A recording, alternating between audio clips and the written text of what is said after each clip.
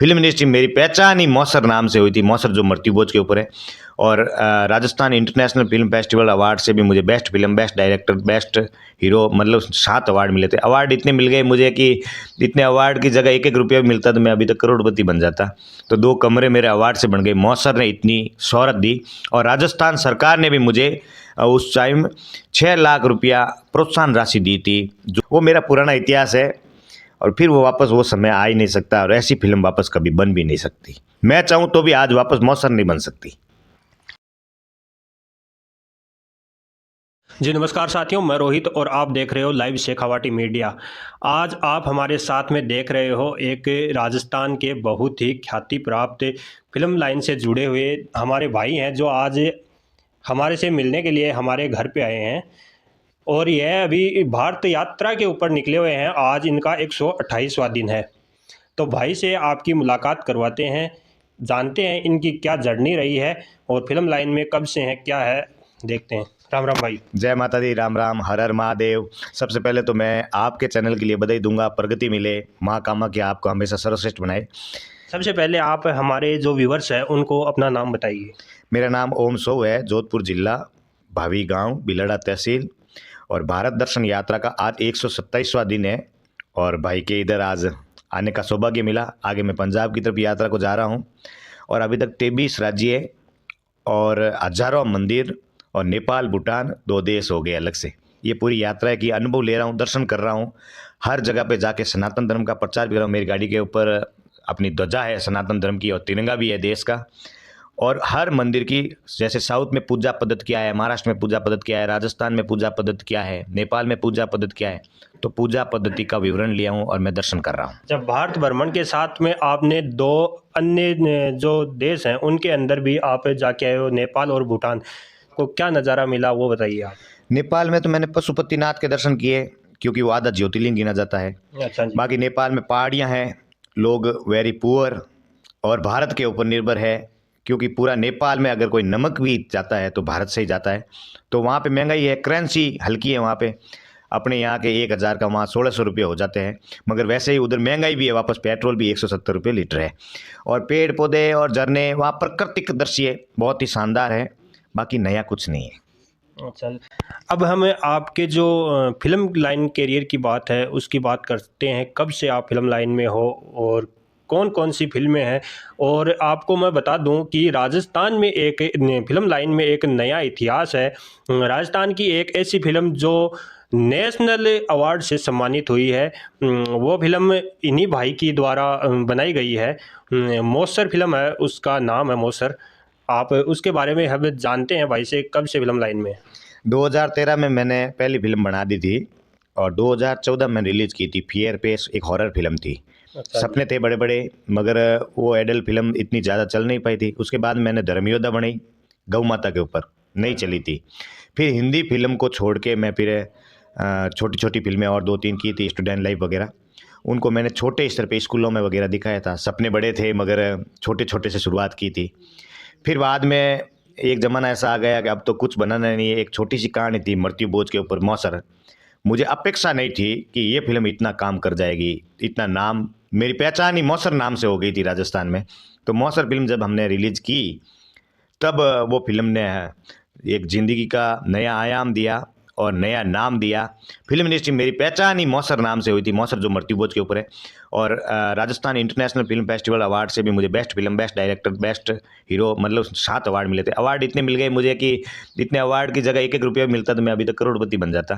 तो 2 कमरे मेरे अवार्ड से बन गए। मौसर ने इतनी शोहरत दी और राजस्थान सरकार ने भी मुझे उस टाइम 6 लाख रुपया प्रोत्साहन राशि दी थी, जो एक बहुत बड़ी रकम थी उस ज़माने में। 2018-19 में 6 लाख रुपया सबसे ज़्यादा सब्सिडी अभी तक मुझे दी थी 2018-19 के अंदर। और मौसर के बाद में मैंने रणभूमि फिल्म बनाई, किस्मत ने साथ नहीं दिया। रणभूमि के टाइम में कोरोना आ गया और फिर बाद में वो फिल्म OTT पे रिलीज़ की हमने, वो सिनेमा में रिलीज़ नहीं की थी। इस प्रकार से मेरा फिर कॉमेडी वॉमेडिया तो मेरी बहुत सारी बनाई हुई है। और अभी मैं ये भारत दर्शन यात्रा से कुछ भारत को सीख रहा हूँ। आगे क्या होगा वो महादेव जाने, माँ कामाख्या जाने। अच्छा, जो मौसर है उसी से आपकी जो पहचान हुई थी, तो ये मौसर का आपको आइडिया कहाँ से आया कि हम इस तरह की एक जो समाज की कुप्रथा है उसके खिलाफ एक वो लेके आए फिल्म और लोगों को जागरूक करें? कब कैसे आइडिया आया आपको? ये एक जालोर की घटना थी, मगर उसमें फिर बाद में मैंने हकीकत में कुछ मिक्सिंग किया था मौसर में। मगर ऐसे हमारे जैसे हमारे मारवाड़ बेल्ट में मृत्यु भोज जो होता है वो बहुत ही महंगा पड़ता है। 12 दिन तक मूंग की खिचड़ी में घी डाल के खाने का, अफीम खाते हैं लोग, अगले के घर का कोई पता नहीं कैसा क्या है। और मौसर की वजह से बहुत लोग कर्जदार भी हो जाते हैं, और इज्जत बचाने के लिए वो मौसर करना भी जरूरी होता है। हम ऐसे अगर कोई ट्यूबवेल करने के लिए, कोई व्यापार करने के लिए पैसे मांगेंगे किसी तो कोई उधार भी नहीं देगा, मगर मृत्यु भोज के लिए आपको रात में चुपके से आके लोग पैसे दे देंगे और चुपके से ज़मीनें वगैरह लिखवा देते हैं या सोना वगैरह रख देते हैं। तो ये सब मैंने नज़दीक से देखा हूँ, और देखने के बाद में मैंने मौसर बनाने का निर्णय लिया था। तो शायद ही राजस्थान में और कोई फिल्म ऐसी होगी जो नेशनल अवार्ड लेके आई हो, आपकी नज़र में कोई ऐसी फिल्म और भी है क्या? राजस्थानी में तो कोई नहीं है अभी तक। अच्छा, राजस्थानी में एक आपकी फिल्म मौसर ही है जो नेशनल अवार्ड से सम्मानित हुई है। तो उस फिल्म में कौन कौन से एक्टर थे, कौन थे उनकी वैसे फिल्म? मैंने मुरारी लाल जी पारिक को लिया था। मुरारी लाल जी पारिक ने बहुत उसमें सपोर्ट किया था, मुरारी लाल जी और उषा जी जैन, क्षितिज कुमार जी। उसमें आर्टिस्ट सभी राजस्थानी सिनेमा के वरिष्ठ आर्टिस्ट थे, सभी आर्टिस्ट प्रोफेशनल थे, तो फिल्म में काम करना भी मज़ा आया था। और मैंने तो उस फिल्म को 9 दिन के अंदर तो शूट ही कर दिया था कम्प्लीटली। अच्छा। मुझे उम्मीद नहीं थी, उससे ज़्यादा वो फिल्म गई थी। वो मेरा पुराना इतिहास है, और फिर वो वापस वो समय आ ही नहीं सकता, और ऐसी फिल्म वापस कभी बन भी नहीं सकती। मैं चाहूँ तो भी आज वापस मौसर नहीं बन सकती। अच्छा, तो मौसर का रिकॉर्ड है वो शायद इनको लगता है कि ये खुद भी अपना रिकॉर्ड है वो ब्रेक नहीं कर सकते। और हम जानते हैं जैसे कि अब राजस्थानी सिनेमा है उसको आप कहाँ देखते हो, अभी उसके हालात क्या है? राजस्थानी सिनेमा मौसर के टाइम तो फिर भी ठीक था। सिनेमा बहुत सारे सिंगल स्क्रीन सिनेमा थे। कोरोना आने के बाद में सिंगल स्क्रीन सिनेमा लगभग बंद हो गए।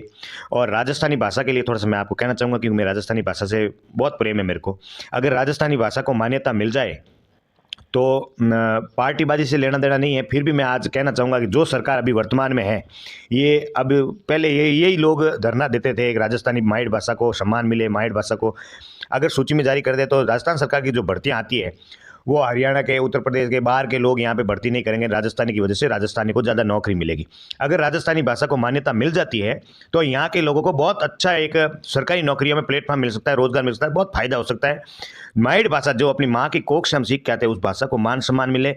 उस मान सम्मान नहीं मिलने की वजह से अभी राजस्थान पूरा गूंगा है, और गूंगे राजस्थान को बोलना जरूरी है। चाहते हैं अभी तो राजस्थानी सिनेमा है उसकी हालत अभी दिन प्रतिदिन गिरती जा रही है। क्या आपको क्या है उसमें, सरकार का क्या सपोर्ट है क्या नहीं है, आप सरकार बताइए। का कोई भी सपोर्ट नहीं है। सिनेमा नहीं है तो सिंगल स्क्रीन।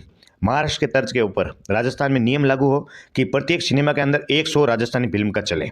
दूसरी बात, जो ये राजीव गांधी सेवा केंद्र है उसको अभी अटल सेवा केंद्र बन जाएंगे। जो अटल सेवा केंद्र, मैं तो बोलूँ दोनों का नाम लेता हूँ, जितने भी राजस्थान में अटल सेवा केंद्र है, राजीव गांधी सेवा केंद्र है, इनमें प्रोजेक्ट के तौर पे राजस्थान सरकार खुद, क्योंकि सिनेमा नहीं है तो ग्राम स्तर तक वो लोग फिल्म देख सके, तो ऐसे हफ्ते में ये राजस्थानी फिल्में आती है, हफ्ते में एक बार ग्राम स्तर की तौर पे ये राजीव गांधी सेवा केंद्र का हो या अटल सेवा केंद्र का हो, क्योंकि अभी नाम बदला बदली का काम चलेगा, पूरी सरकारें चेंज होती रहती है।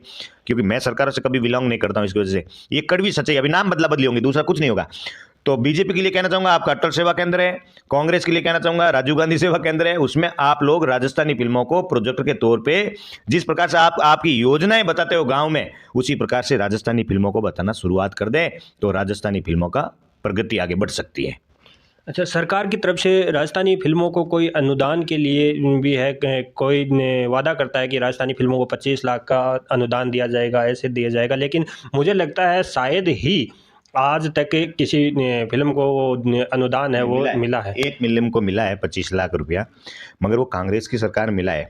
बीजेपी की सरकार से तो, क्योंकि पिछली बार जो बीजेपी की सरकार थी 5 साल रही थी, वसुंधरा की सरकार, अच्छा जी। उस टाइम राजस्थानी फिल्मों का अनुदान नहीं मिला था। एक राजस्थानी फिल्म सिटी बन रही थी, वो भी नहीं बनी, उसकी ज़मीन भी बिक गई, मेरे हिसाब से पता नहीं है इतना मुझे भी। जहाँ तक मुझे मालूम है कि फिल्म सिटी बन रही थी, उसकी ज़मीन कहीं अलग जगह अलॉट कर दी थी। आप हमारे व्यूवर्स को क्या बताना चाहते हैं उसकी? मैं व्यूवर्स को ये कहूँगा कि जो पत्रकार होता है या कलाकार होता है उसका दर्द वही जानता है। पत्रकार आप तक कैसे आता है ये भाई तो बोलेंगे नहीं, ये वीडियो में ये जो मैं बोल रहा हूँ वो आप डिलीट नहीं करोगे, ये इसी वीडियो में रखोगे आप। मैं होता है वो कड़वी सच्चाई साफ सुथरी बात हमेशा मुंह पे बोलता हूँ। पत्रकार चलता है पेट्रोल से और पेट्रोल के लिए ये भाई कहीं पे भी आपको खबर लगाने आवे तो उसके आप आर्थिक हेल्प लिपाप के तौर पे कर दिया करो। नहीं तो जैसे दूसरे बहुत पत्रकार आए हैं वो फेल हो जाते हैं। तो आर्थिक मदद बहुत ज़रूरी होती है, इसलिए आज से आपको कहूँगा भाई जो भी वीडियो बनाते हैं, और आपको भी कहूँगा वीडियो बनाते हो वहाँ से पैसे लो, 500 हज़ार जो भी, कम से कम पेट्रोल का पैसे लेके आओ। पेट्रोल के पैसे घर से डालने के बाद में पत्रकार फेल हो जाता है, कब तक घर से चलोगे आप। इसलिए आपसे निवेदन है कि आप पैसे लेते जाए, जो देते हैं वो, और जो न्यूज़ बनवाते हैं उनसे भी रिक्वेस्ट है कि शुरुआत में पत्रकार की आप लोग हेल्पिंग करें, आर्थिक तौर पर कुछ न कुछ लिपापा देते जाए। जय माता दी, हर हर महादेव। तो भाई भी फिल्म लाइन से थे, हम भी फिल्म लाइन से थे, अभी दोनों ही हम फिल्म लाइन से थोड़े दूर चले गए हैं। तो और क्या कहना चाहते हो भाई? लोग ये कहते हैं ना, बहुत सारे भजन हैं कि क्या लेके आया बंदा क्या लेके जाएगा। तो ये लोगों को पता नहीं था, आज बता दूं मैं कि हम आते हैं किस्मत लेके, जाते हैं उपकार देके। उपकार पीछे रह जाता है, यादें पीछे रह जाती है। इसलिए दोस्तों जितना ज़िंदगी में हो अच्छा काम कर दो। कोई हमें बुरा कहे तो वो उसकी परिस्थिति है, और अच्छा काम करो, उपकार करके जाओ कि दुनिया याद रहे।